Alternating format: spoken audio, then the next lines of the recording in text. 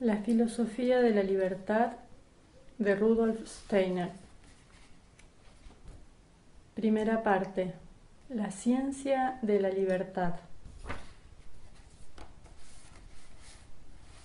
Capítulo 1. El obrar humano consciente. ¿Es el hombre en el pensar y en el obrar un ser espiritualmente libre? ¿O se halla sometido al imperio de la absoluta necesidad de las leyes naturales? Pocas son las cuestiones que han sido tan debatidas como las que acabamos de formular.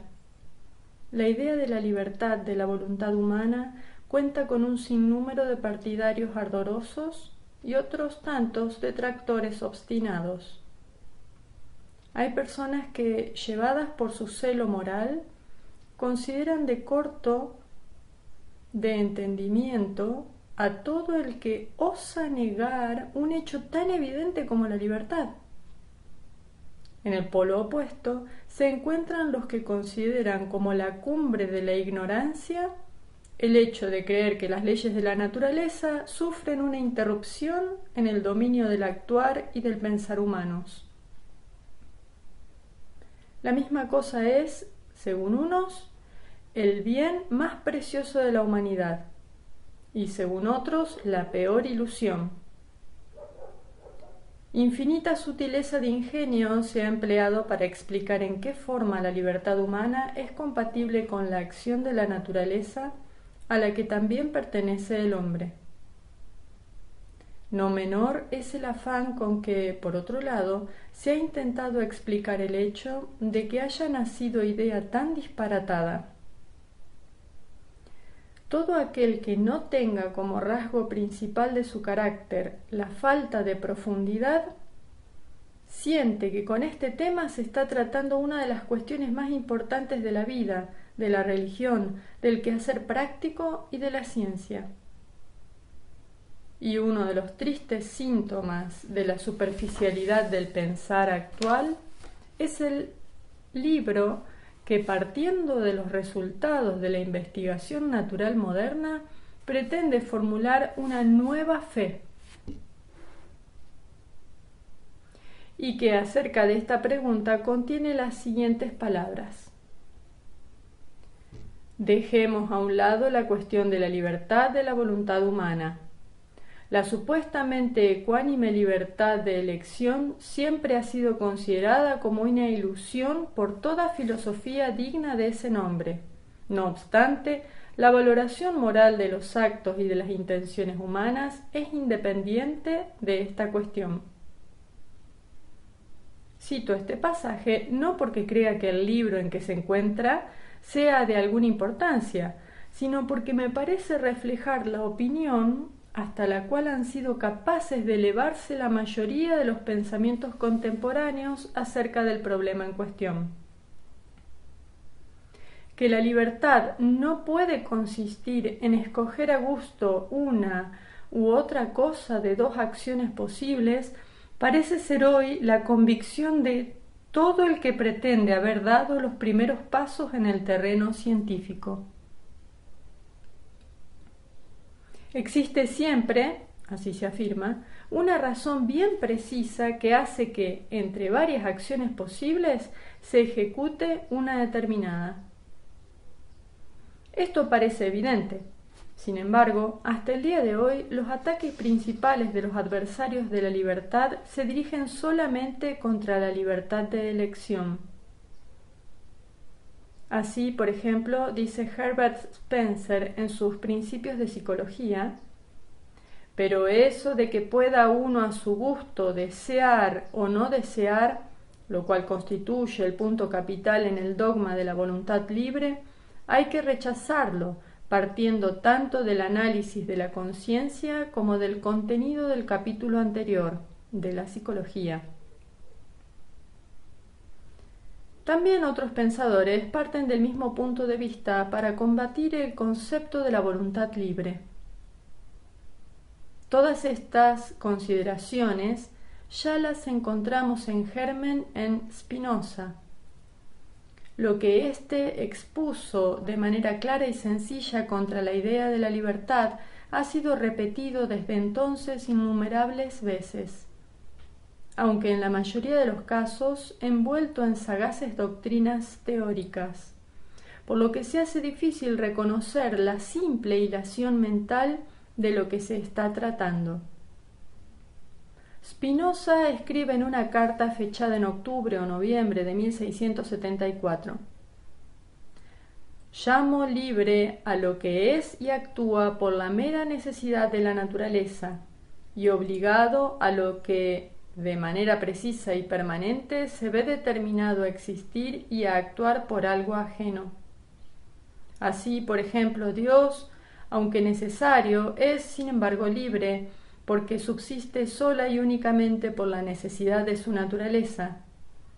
Del mismo modo, Dios se reconoce libremente a sí mismo y a todo lo demás, ya que resulta solamente de la necesidad de su naturaleza el que lo conozca todo. Por consiguiente, ya ven ustedes que yo no establezco la libertad en la libre elección, sino en la libre necesidad. Pero descendamos a las cosas creadas, destinadas todas ellas, por causas exteriores, a existir y operar de una manera fija y precisa.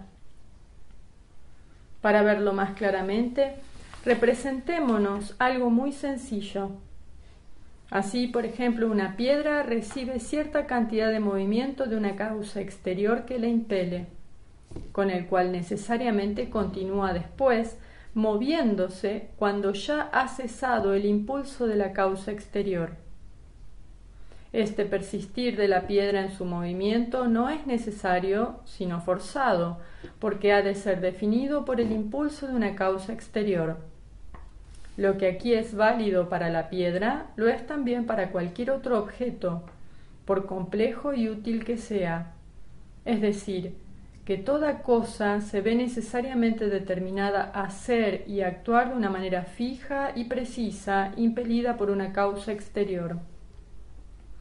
Supongan ustedes ahora que la piedra, mientras está en movimiento, piensa y sabe que se esfuerza lo más que puede en continuar moviéndose.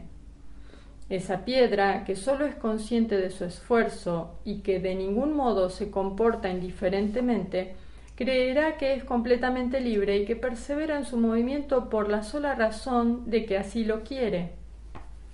Pues esa es aquella libertad humana que todos aseguran poseer y que sólo consiste en que el hombre es consciente de su deseo, pero ignora las causas que lo determinan. De este modo, el bebé cree que le apetece la leche libremente. El niño enfadado cree que está exigiendo venganza en libertad y el cobarde la huida. Por la misma razón cree el borracho que dice por resolución libre lo que en estado normal preferiría no haber dicho. Y como este prejuicio es innato en todos los hombres, no es fácil deshacerse de él. Pues si bien la experiencia nos muestra suficientemente que el hombre apenas puede moderar sus deseos y que movidos por sus pasiones opuestas entienden lo mejor y hacen lo peor, se consideran libres porque desean algunas cosas con menor intensidad que otras y porque algunos deseos pueden fácilmente ser reprimidos por el recuerdo de otras cosas que vienen con frecuencia a la memoria.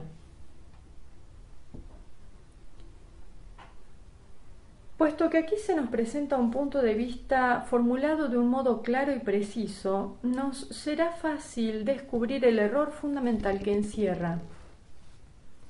Se sostiene que tan necesariamente como la piedra se mueve a consecuencia de un impulso determinado, el hombre ejecuta un acto cuando es impelido por algún motivo. Y sólo porque el hombre tiene conciencia de su acción, se considera a sí mismo el libre causante de ella, sin darse cuenta de que le incita un motivo al que absolutamente tiene que obedecer. El error en este razonamiento salta pronto a la vista. Spinoza y todos los que piensan como él no tienen en cuenta que el hombre no solo tiene conciencia de sus actos, sino que también puede ser consciente de las causas que le guían. Es innegable que el niño no es libre cuando ansía beber la leche, como tampoco el borracho cuando dice cosas de las que luego se arrepiente. Ambos ignoran las causas que actúan en lo profundo de su organismo y a cuya coacción inexorable se hallan sometidos. Pero ¿es justificado equiparar actos de esta especie y aquellos en que el hombre es consciente no sólo de los mismos, sino también de las causas que lo determinan? ¿Son todos los actos del ser humano de la misma especie? ¿Puede la acción del guerrero en el campo de batalla, la del investigador científico en su laboratorio, la del hombre de Estado en complicados asuntos diplomáticos, ser colocada bajo el punto de vista científico en el mismo nivel que la del niño al apetecer la leche? Si bien es verdad que para resolver un problema lo mejor es intentarlo por el lado más sencillo, sin embargo, con frecuencia la falta de discernimiento ha ocasionado interminables confusiones. Porque hay una profunda diferencia entre el saber por qué estoy haciendo algo y no saber por qué lo hago. A primera vista, esto parece una verdad evidente. No obstante, los adversarios de la libertad no preguntan si el motivo de mi acción, que reconozco y comprendo, significa para mí una coacción en el mismo sentido que el proceso orgánico que obliga al niño a exigir la leche.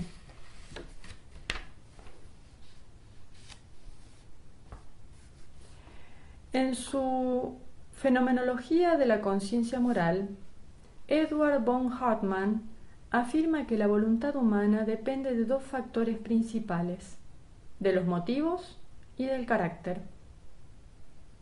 Si se considera iguales a todos los hombres, o bien con diferencias insignificantes, su voluntad aparece como determinada desde afuera, es decir, por las circunstancias que salen a su encuentro.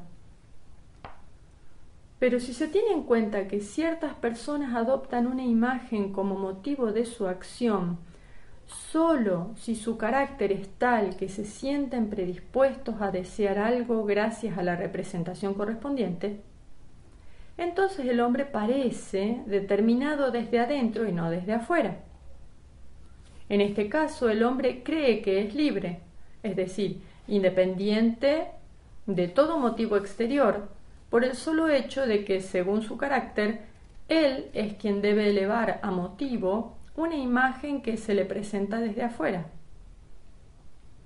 Pero la verdad es, según Edward von Hartmann, que aunque somos nosotros mismos los que convertimos las representaciones en motivos, sin embargo, no lo hacemos por nuestro propio arbitrio, sino por la necesidad de nuestra disposición caracterológica.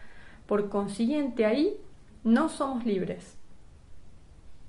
Aquí tampoco se tiene en cuenta la diferencia entre los motivos que obran en mí, después de haberlos penetrado con mi conciencia, y aquellos a que obedezco sin tener un conocimiento claro de los mismos.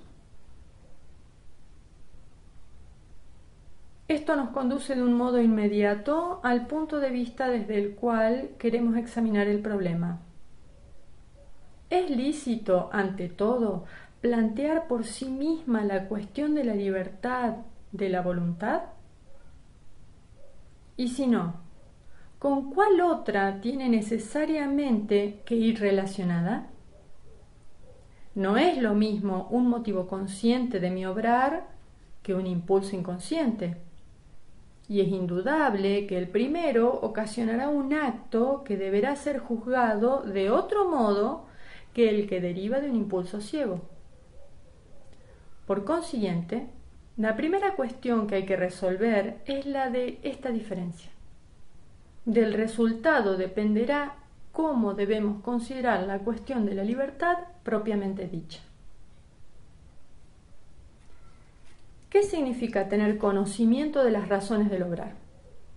Se ha dado a esta cuestión demasiada poca importancia, porque por desgracia se ha separado siempre en dos partes lo que es un todo indivisible, el ser humano.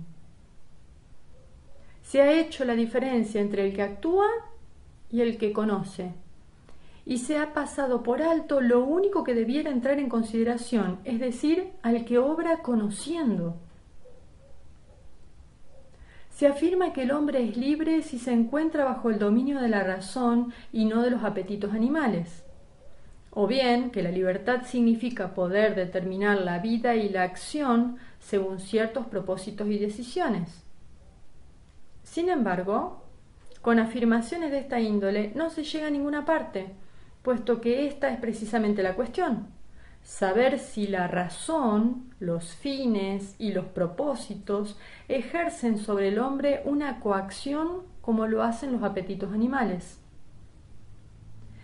Si sin participación mía surge en mí un propósito racional con la misma necesidad con que aparece el hambre o la sed, entonces obedezco a este propósito de un modo forzado y mi libertad no es sino una ilusión. Otro razonamiento es el siguiente: ser libre no significa poder querer lo que se quiere, sino poder hacer lo que se quiere. Este modo de pensar lo describe con mucha perspicacia el filósofo Robert Harmelin en su Atomística de la voluntad. El hombre puede indudablemente hacer lo que quiere, pero no puede querer lo que quiere, puesto que su voluntad está determinada por motivos. ¿No puede querer lo que quiere? Examinemos de cerca estas palabras. ¿Expresan algo razonable? Así pues, la libertad de la voluntad debería consistir en poder querer algo sin razón, sin motivo. ¿Pero qué significa querer, sino tener un motivo para hacer o procurar una cosa más bien que otra? Querer algo sin razón, sin motivo, equivaldría a querer algo sin quererlo.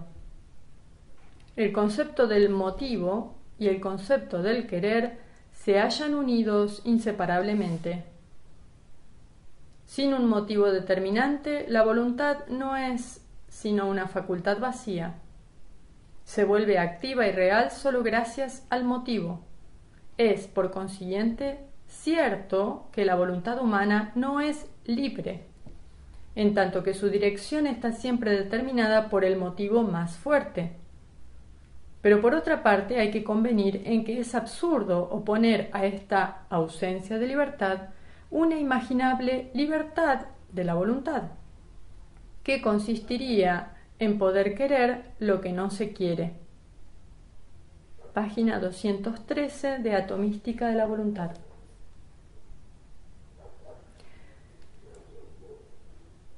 También aquí se habla de motivos en general sin tener en cuenta la diferencia entre motivos conscientes e inconscientes.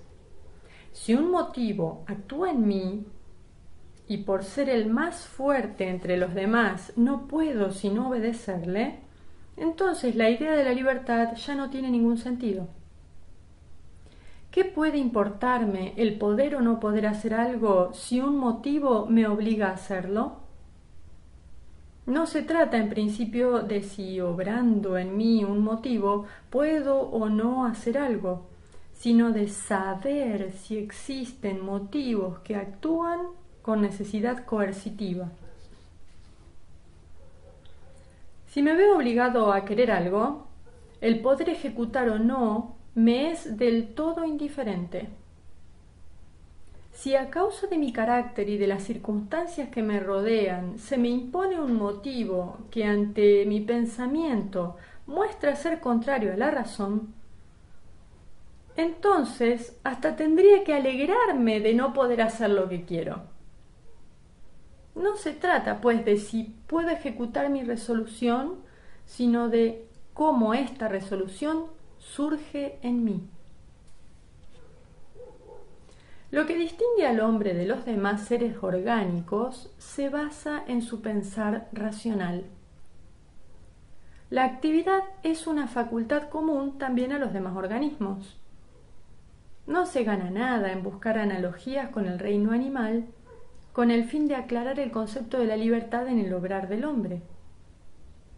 Los naturalistas modernos son muy aficionados a dichas analogías y cuando consiguen descubrir en los animales algo que se parezca al modo de obrar humano, creen haber dado con la pregunta más importante de la ciencia del hombre.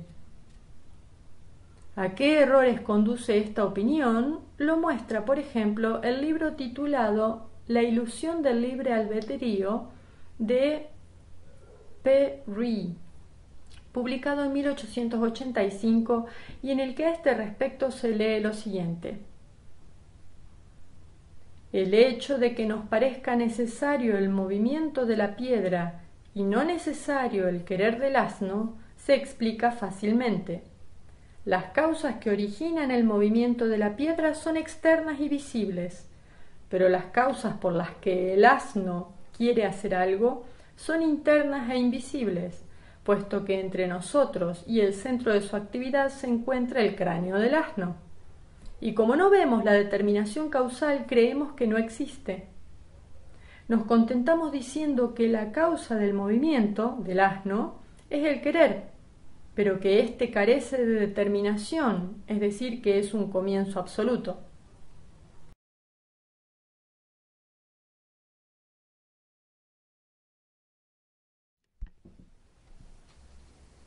También aquí se pasan por alto aquellos actos del hombre en los cuales es consciente de las razones de su acción, puesto que Ree declara que entre nosotros y el centro de su actividad se encuentra el cráneo del asno. A juzgar por sus palabras, Ree no tiene la menor idea de que existen actos, no en el asno pero sí en el hombre, en los cuales entre nosotros y el acto mismo se encuentra el motivo consciente. Y lo demuestra de nuevo unas páginas más adelante cuando dice que no percibimos las causas que determinan nuestro querer y por eso creemos que no está condicionado causalmente. Pero basta de ejemplos que demuestran que muchos luchan contra la libertad sin saber siquiera en qué consiste. Es evidente que no puede ser libre un acto si el autor no sabe por qué lo ejecuta. Pero, ¿qué diremos del acto cuyas causas nos son conocidas? Esto nos conduce a la siguiente pregunta. ¿Cuál es el origen y el significado del pensar? En efecto, sin conocimiento de la actividad pensante del alma, es imposible formarse un concepto de lo que es saber sobre algo y, por consiguiente, saber sobre una acción. Si conseguimos llegar a saber lo que significa el pensar en general, entonces también nos será fácil explicarnos qué papel desempeña el pensar en el obrar humano. El pensar eleva el alma, de la que también está dotado el animal, a espíritu, dice Hegel, con razón, y por lo tanto da también al obrar humano su sello particular. De ningún modo pretendo afirmar que todas nuestras acciones fluyen de la reflexión escueta de nuestro intelecto, ni que sólo pueden considerarse humanos, en la más alta acepción de la palabra, los actos que derivan del juicio abstracto. Pero tan pronto como nuestra acción se eleva por encima del dominio de la satisfacción de los apetitos puramente animales, las razones de nuestro accionar se hallan siempre impregnadas de pensamiento. El amor, la compasión, el patriotismo son móviles de la acción que no se dejan resolver en fríos conceptos del entendimiento. Se oye decir que en este caso el corazón y el afecto hacen valer sus derechos. Esto es indudable, pero ni el corazón ni el afecto crean los móviles de la acción, sino que los presuponen y los acogen en su dominio. La compasión aparece en el corazón cuando se presenta a mi conciencia la imagen de una persona que mueve a compasión. El camino hacia el corazón pasa por la cabeza, y el amor no hace excepción a ello. Si no es la mera manifestación del apetito sexual, se basa en las imágenes que nos formamos del ser amado, y cuanto más idealistas son estas imágenes, tanto más sublime es el amor. También aquí el pensamiento es el padre del sentimiento.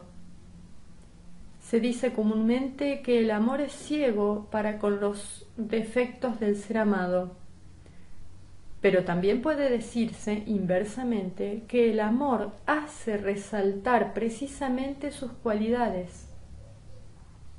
Muchos pasan al lado de estas cualidades sin notarlas, mientras que hay quien las ve y precisamente por esto despierta en él el amor. ¿Qué ha hecho sino formarse una imagen de lo que otros 100 no tienen ninguna? Carecen de amor porque les falta la imagen, la representación. Por cualquier lado que examinemos el problema, siempre aparecerá más claramente que la cuestión de la esencia del obrar humano presupone la otra pregunta, sobre el origen del pensar. Esta es, por lo tanto, la que vamos a examinar en primer lugar. Rudolf Steiner.